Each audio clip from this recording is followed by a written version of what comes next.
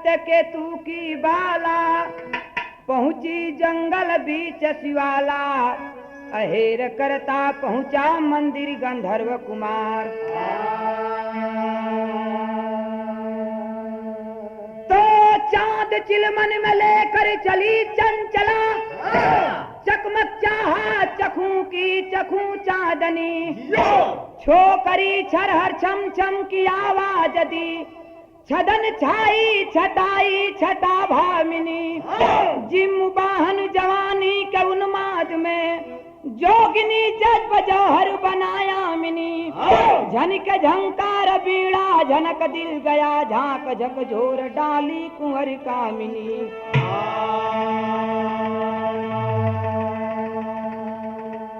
राजा सत्यकेतु की बिटिया नित्य कर्म का काम था। जंगल में एक खूबसूरत मंदिर, उसी मंदिर में आकर के पूजा करके पुनः लौट करके अपने घर चली जाती थी। एक रोज जिमुबाहन नाम का लड़का घोड़े पर सवार होकर के शिकार खेलता हुआ उस मंदिर के नजदीक चला आया। जब मोहिनी का नजर जिमुबाहन पर पड़ल, अब जिमुबाहन के नजर मोहिनी पर पड़ल, नैन चार हुई तो मोहब्बत का शुरुआत हुआ। तो जिमुबाहन लाख रुपए का बात कहा। यहाँ एक लाइन तर्ज बा मास्टर, तनी चबड़ के दा। एक लाइन तर्ज का नमूना बा कि अरे ये माना मेरी जान, ये माना मेरी जान मुहब्बत सजा है मजा इसमें इतना मगर किस लिए। ये माना मेरी जान मुहब्बत सजा है मजा इसमें इतना मगर किस लिए है।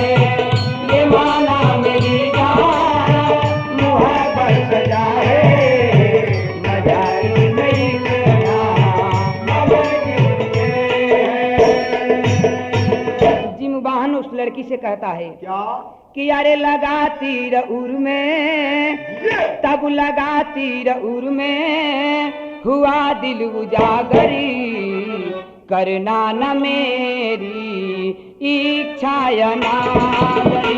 लगाती रउर में हुआ दिल उजागरी करना न मेरी इच्छा अनागरी।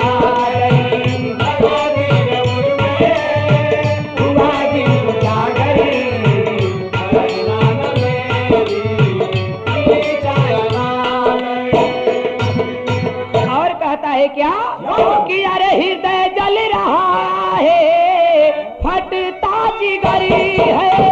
हृदय जल रहा है फटता जिगरी है।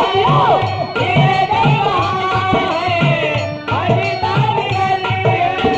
तब हृदय जल रहा है फटता जिगरी है। तेरे पास आने का तेरे पास आने का केवल फिक्री है। ये मिट्टी है मिट्टी, ये मिट्टी है मिट्टी में मिलना है इसको एक दिन यहाँ से जाना है इसको।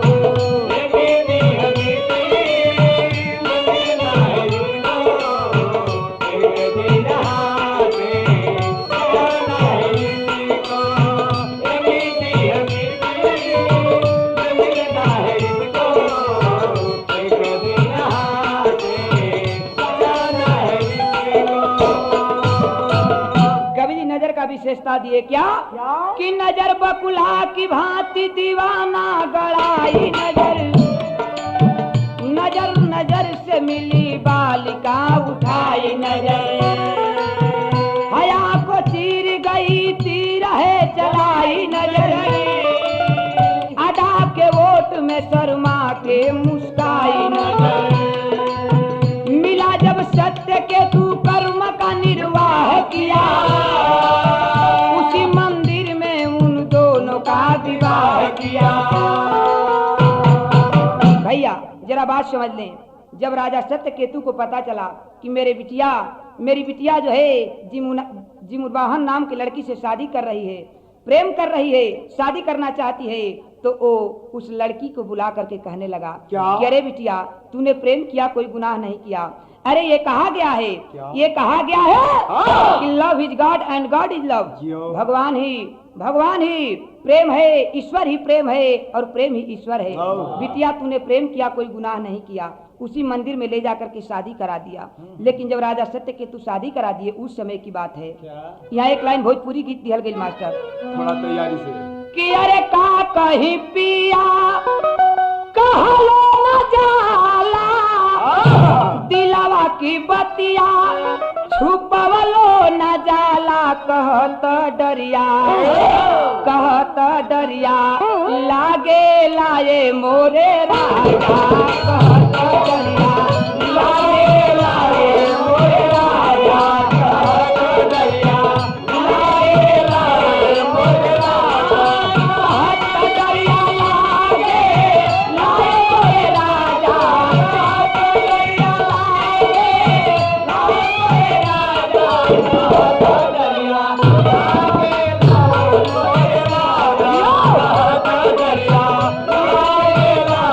मोरे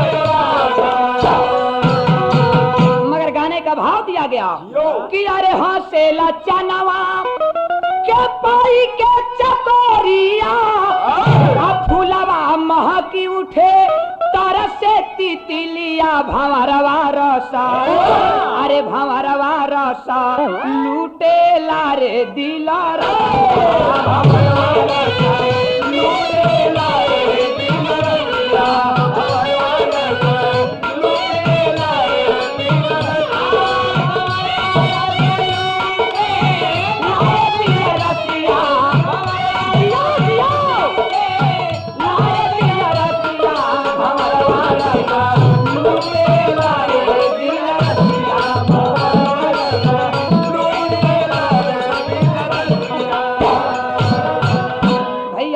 नतीजा क्या निकला, दुल्हन बन करके वही मोहिनी अपनी बाबुल के दरबार में फिर गई। मगर एक रोज की बात, जिमुबाहन अपने ससुर को बुला करके कहने लगा कि पिताजी इस तरह आपके घर में हम लोग कितने दिन तक रहेंगे, हमारी विदाई कर दीजिए, हम अपनी दुल्हन को लेकर के घर जाएंगे।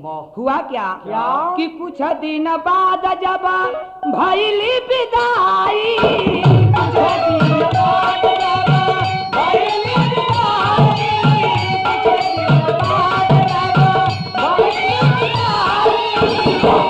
अरे बारी दुल्हनिया के चल ले लियाई, बारी दुल्हनिया के चल ले लियाई, बारी दुल्हनिया के चल ले लियाई।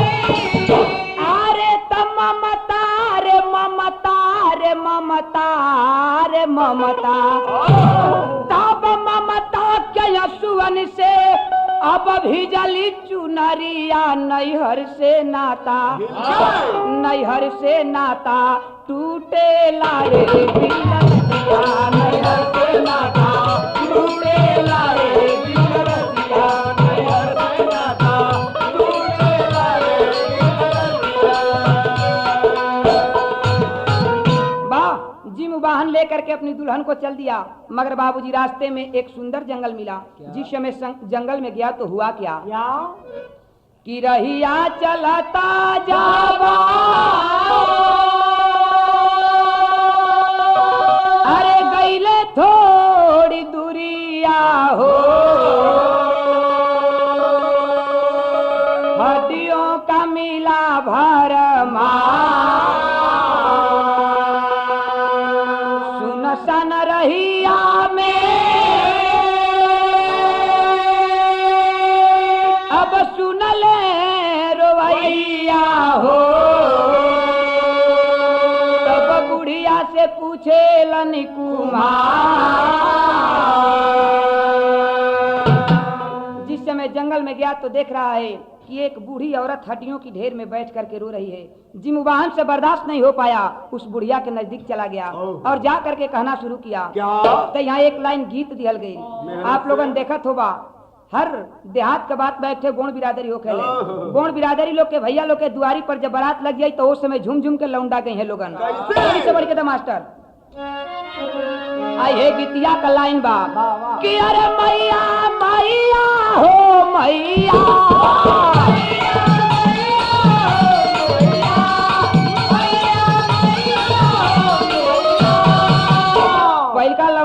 बात गाई कही का कि मैया मैया हो मैया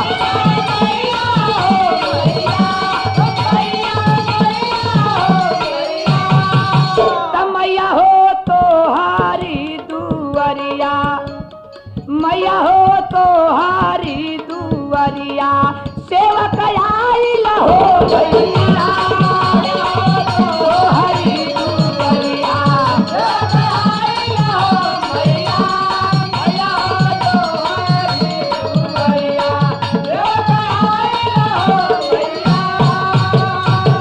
जिम वाहन बुढ़िया के पास गया और बुढ़िया के पास जाकर के उसे औरत से कहने लगा क्या कहना शुरू किया कि मैया मैया हो मैया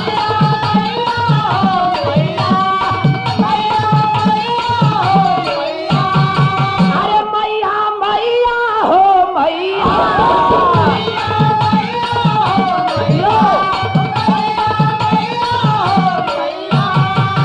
मैया हो के वानी कारणवा मैया हो के वानी कारणवा रोत बाड़ू हो मैया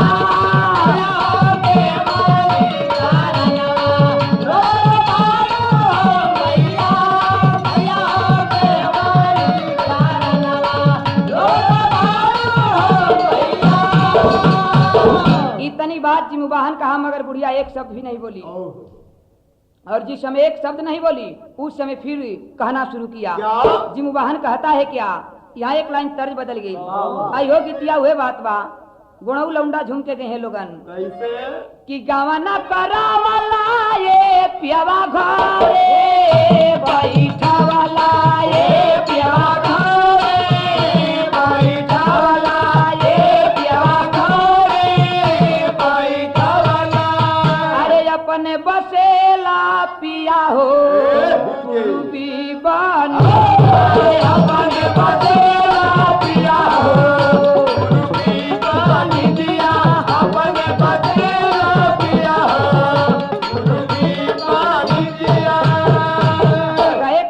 मेहरारू अपनी मरद से कहला से कि सैया तू चल जीबा तो हम रहब कैसे कि के करा से हंसबो ये पियावा के का से बोलबो ये पियावा के का से बोलबो ये पियावा के का से बोलबो अरे के करा से कहबो पिया हो दिलवा की बतिया के करा से कहबो पिया हो दिलवा की बतिया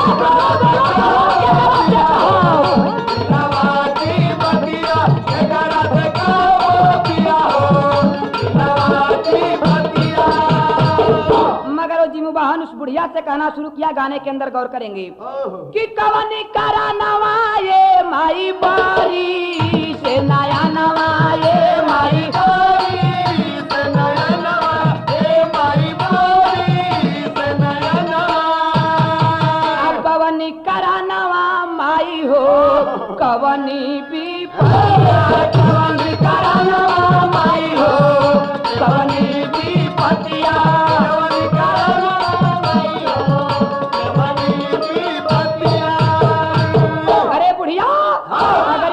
को बताओगी तो मैं कभी घर नहीं जाऊंगा एक काम करूंगा क्या कि घर आना जाइबो ये माई तू खावा मिटाइबो ये माई तू खावा मिटाइबो ये माई तू खावा मिटाइबो अरे हमसे बताई तू माई हो दिलवा की बतिया इतनी बात कहता है जिमुबाहन की बूढ़ी माँ बताओ आखिर बात क्या है तुम इस सुनसान जंगल में हड्डियों की ढेर में बैठकर रो रही हो क्या बात है बुढ़िया कहने लगी कि अरे बेटा तुझे देखने से यह आभास हो रहा है कि कुछ ही दिन पहले तेरी शादी हुई हो तुम अपनी दुल्हन को लेकर जा रहा है चले जाओ ये मत पूछो कि मैं क्यों इस सुनसान जंगल में रो रही हूँ जब ये तनी बतिया बुढ़िया कहला से लड़का से बर्दाश्त नहीं हो पावल।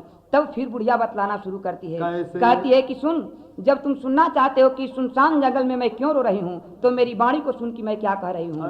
क्या कहती है बुढ़िया? यहाँ एक लाइन तर्क दिया गई मास्टर कि तुम अगर साथ देने, तुम अगर साथ देने का वादा करो, तो मैं यूं मस्त नाग में लुटाता रहूं।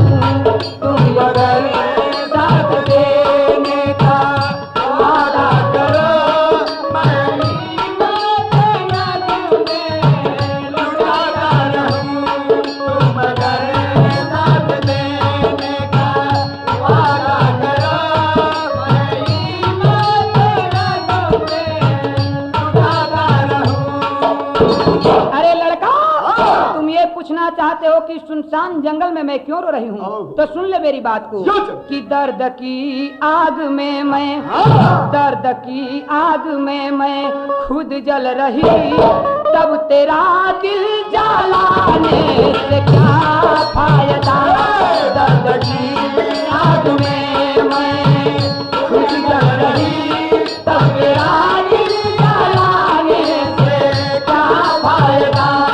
दर्द की आग में मैं खुद जल रही, तब तेरा दिल जलाने से क्या फायदा।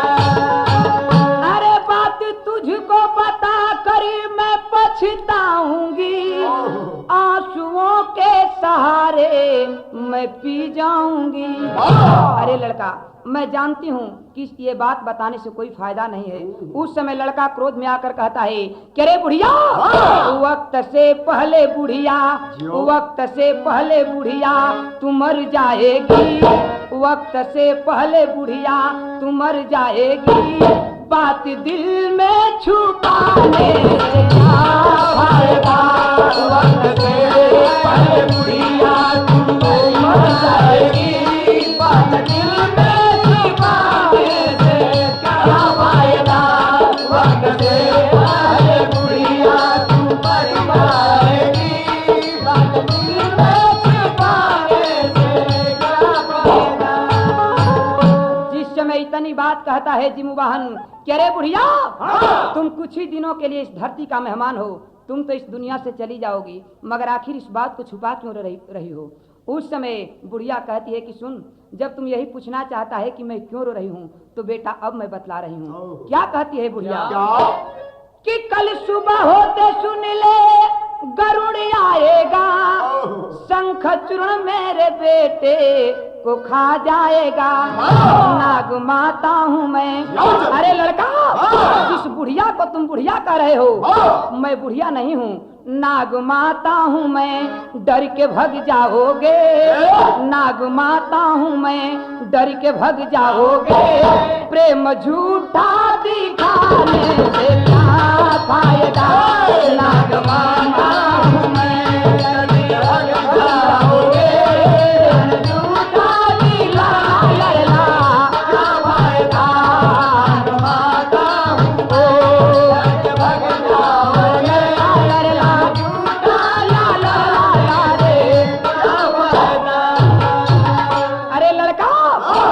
बुढ़िया नहीं हूँ, मैं नागिन हूँ, सर्पों में नागिन हूँ, लोग मुझे नाग माता कहते हैं। अरे बेटा, जितनी तुम हड्डियां देख रहे हो ये गैरों की हड्डियां नहीं है, जितनी हड्डियां देख रहे हो जंगल में सभी मेरे बेटों की हड्डियां हैं। और रोज गरुड़ आता है, मेरे एक बेटे को खा करके चला जाता है। सबसे मेरा छोटा सा बेटा जिसका नाम शंखचूर्ण है, सबसे प्यारा बेटा वही तो बच गया है। बेटा कल सुबह में उसी की बारी है, कल गरुड़ आएगा और उसे भी खा करके चला जाएगा, इसीलिए मैं रो रही हूँ। बेटा बताओ इसके आगे अब मैं तुम्हें क्या बताऊं। जब इतनी बात बुढ़िया कहला से लड़कवा का रोंगटा खड़ा हो गया। जिमुवाहन कहने लगा कि अरे बुढ़िया, तुम कह रही हो कि मैं डर करके भाग जाऊंगा, तो मैं वैसा नौजवान नहीं हूँ। कोमल स्वर देके तेरी का भाव मास्टर।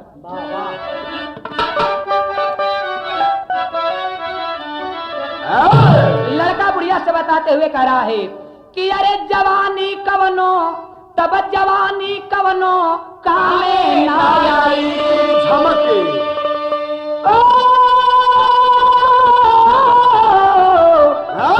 अरे जवानी कवनो कामे ना चढ़ी न पीतर पानी। अरे बुढ़िया, वीरों का ऐसा धर्म नहीं, वीरों का ऐसा धर्म नहीं जो आगे कदम बढ़ाता है। कुर्बानी दे सर कटवा ले, पग पीछे नहीं हटाता है। जाऊंगा गरुड़ सामने में, जाऊंगा गरुड़ सामने में, बेटे को तेरे बचाऊंगा। आ जाएगा जमराज अगर उस काल से भी लड़ जाऊंगा। अरे बुढ़िया, तुम ये कह रही हो कि मैं डरने वाला नौजवान हूँ। मैं पहले ही तुझे माँ शब्द कह करके पुकारा। तुम मेरी धर्म की माँ हो और वो मेरा धर्म का भाई हुआ। मैं अपने भाई को जरूर बचाऊंगा, जरूर बचाऊंगा। अपनी दुल्हन से कहता है कि दुल्हन तुम चली जाओ अपनी बाबुल के घर। जब तक मैं इस वादा को पूरा नहीं कर लूंगा तब तक वहाँ मैं लौट करके नहीं जाऊंगा, लौट कर घर नहीं जाऊंगा। बाबूजी, दुल्हन चली गई, लेकिन हुआ क्या? दूसरे रोज की बात जरा सुने। जब गरुण आया तो करता है क्या? और शंख चूर्ण के बदले यही जाता है जिमुबाहन। तो गरुण कहना शुरू किया कि अरे काहे मन बढ़ावला बबुआ, काहे मन बढ़ावला बबुआ, काहे मन बढ़ावला बबुआ। धिक्कार करके कहता है कि अरे काहे मन बढ़ावला बबुआ, काहे मन बढ़ावला बबुआ, काहे मन बढ़ावला बबुआ। तब राढ़ के बेसहला बबुआ, राढ़ के बेसहला बबुआ, राढ़ के बेसहला बबुआ। अब बुझला न बात कही के, अरे घात लड़े रहिला बबुआ, काहे मन बढ़ावला बबुआ, राढ़ के बेसहला बबुआ, काहे मन बढ़ावला बबुआ, राढ़ के बेसहला बबुआ। बुझला न बात कही के, घात लड़े रहिला बबुआ, काहे मन बढ़ावला बबुआ। अरे दिया ना जला के दिन में सूरज के चिढ़ाई गईला, दिया ना जला के दिन में सूरज के चिढ़ाई गईला, दिया ना जला के दिन में सूरज के चिढ़ाई गईला। जिमुबाहन से वो गरुड़ कहता है धिक्कार करके, चले लड़का, सर्प मेरा दुश्मन है, मैं सर्प को खाने के लिए आया हूँ, तुम यहाँ से चले जाओ। मगर कहता है कैसे कि दिया ना जला के दिन में सूरज के चिढ़ाई गईला, दिया ना जला के दिन में सूरज के चिढ़ाई गईला, दिया ना जला के दिन में सूरज के चिढ़ाई गईला।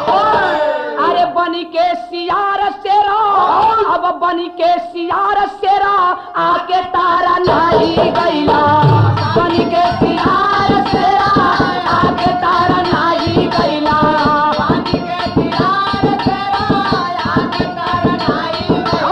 अरे आके या जमवला बबुआ, आके या जमवला बबुआ, आके या जमवला बबुआ। तब राढ़ के बेसहला बबुआ, राढ़ के बेसहला बबुआ,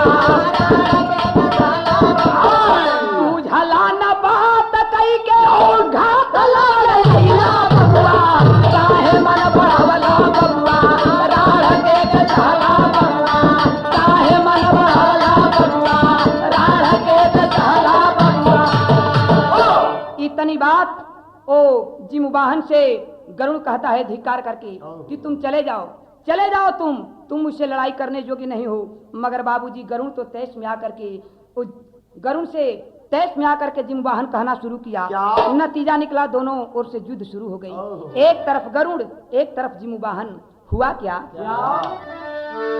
कि अरे पेड़वा न करेला आहार फालवा के, नदिया बुझावे नहीं दिला के पिया।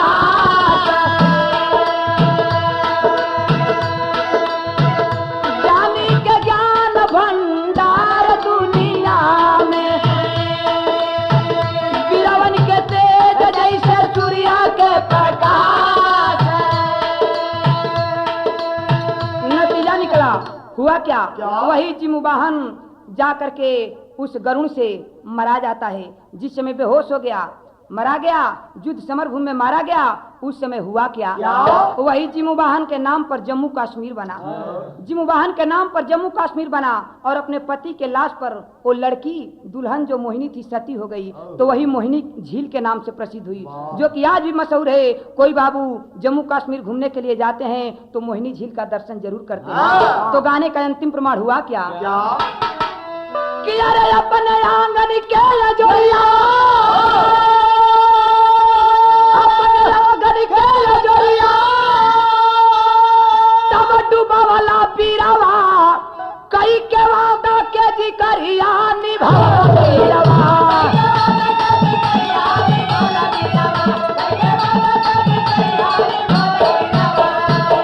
आह्लादित कहे गरुड़ बर मांगो राजकुमार, बोला जिम्बुआ से बंधो सर्पों का आहार हो, मरते दम माता के बंधन से छुड़वला पीरावा।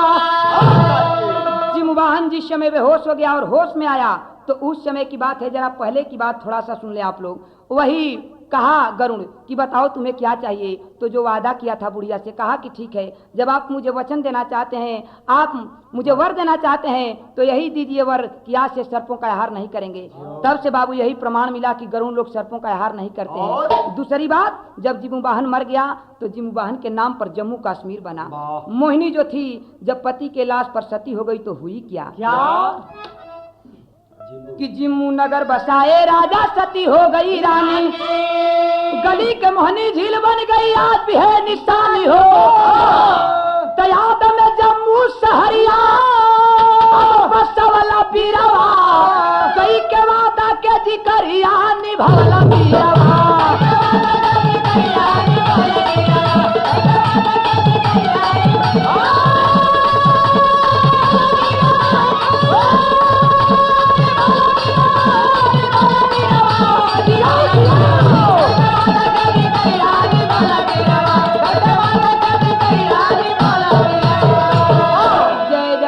स्वामी गुरु जद्दू, जय जखाड़ स्वामी गुरु जद्दू हबीबुल्ला की फुलवारी।